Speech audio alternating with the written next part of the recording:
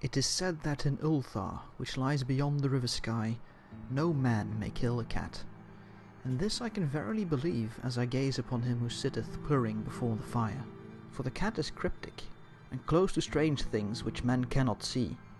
He is the soul of antique Egyptus, and bearer of tales from forgotten cities in Meroe and Ophir. He is the kin of the jungle's lords, and heir to the secrets of hoary and sinister Africa.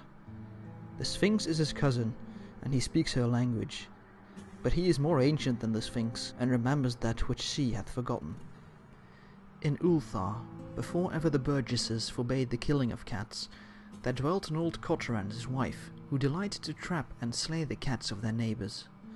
Why they did this I know not, save that many hate the voice of the cat in the night, and will take it ill that cats should run stealthily about yards and gardens at twilight.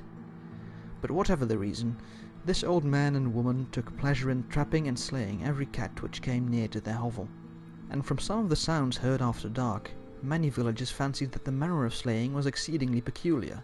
But the villagers did not discuss such things with the old man and his wife, because of the habitual expression on the withered faces of the two, and because their cottage was so small and so darkly hidden under spreading oaks at the back of a neglected yard. In truth, much as the owners of cats hated these odd folk, they feared them more, and instead of berating them as brutal assassins, merely took care that no cherished pet or mouser should stray toward the remote hovel under the dark trees.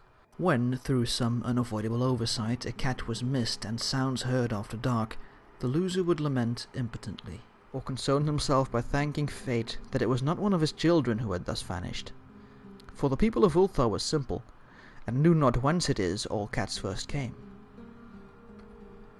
One day, a caravan of strange wanderers from the south entered the narrow cobbled streets of Ulthar.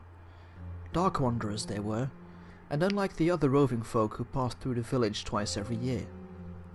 In the marketplace they sold fortunes for silver and bought gay beads from the merchants. What was the land of these wanderers none could tell, but it was seen that they were given to strange prayers, and that they had painted on the sides of their wagons strange figures, with human bodies and the heads of cats, hawks, rams, and lions, and the leader of the caravan wore a headdress with 2 horns, and a curious disc betwixt the horns. There was in this singular caravan a little boy with no father or mother, but only a tiny black kitten to cherish. The plague had not been kind to him, yet had left him this small furry thing to mitigate his sorrow, and when one is very young one can find great relief in the lively antics of a black kitten. So the boy whom the dark people called Menes smiled more often than he wept, as he sat playing with this graceful kitten on the steps of an oddly painted wagon. On the 3rd morning of the wanderer's stay in Ulthar, Menes could not find his kitten, and as he sobbed aloud in the marketplace, certain villagers told him of the old man and his wife, and of sounds heard in the night. And when he heard these things, his sobbing gave place to meditation, and finally to prayer.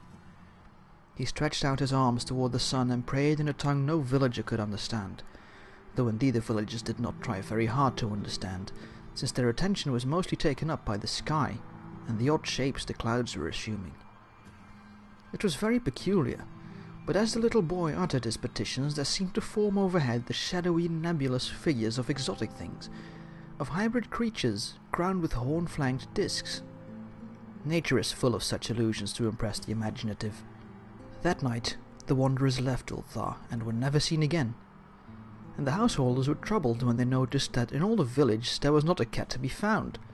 From each hearth the familiar cat had vanished, cats large and small, black, grey, striped, yellow and white.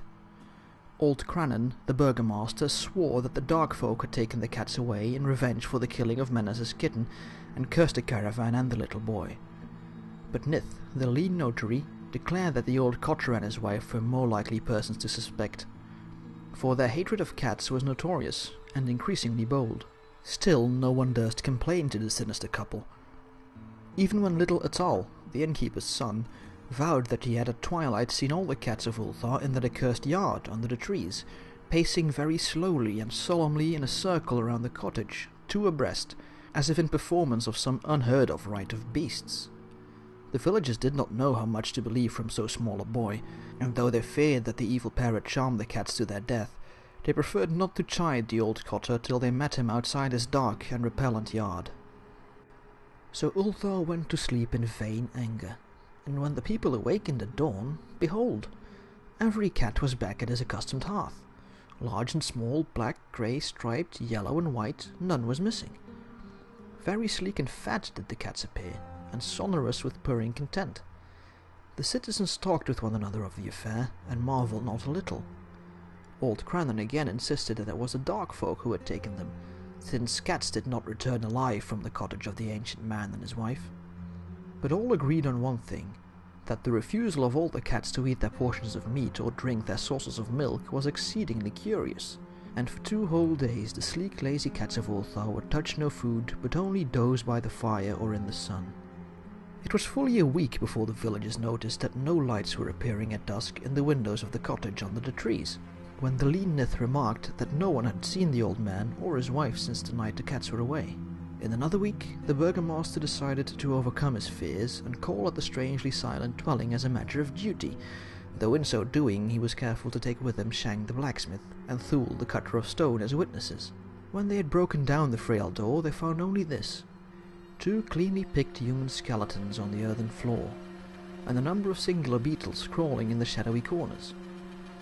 There was subsequently much talk among the burgesses of Ulthar. Seth, the coroner, disputed at length with Nith, the lean notary, and Crannan and Shang and Thule were overwhelmed with questions. Even Atal the innkeeper's son was closely questioned, and given a sweetmeat as a reward. They talked of the old cotter and his wife, of the caravan of dark wanderers, of small Menez and his black kitten, of the prayer of Menez, and of the sky during that prayer, of the doings of cats on the night the caravan left, and of what was later found in the cottage under the dark trees in the repellent yard. And in the end, the burgesses passed that remarkable law which is told of by traders in Hathak and discussed by travellers in Nir, namely that in Ulthar no man may kill a cat.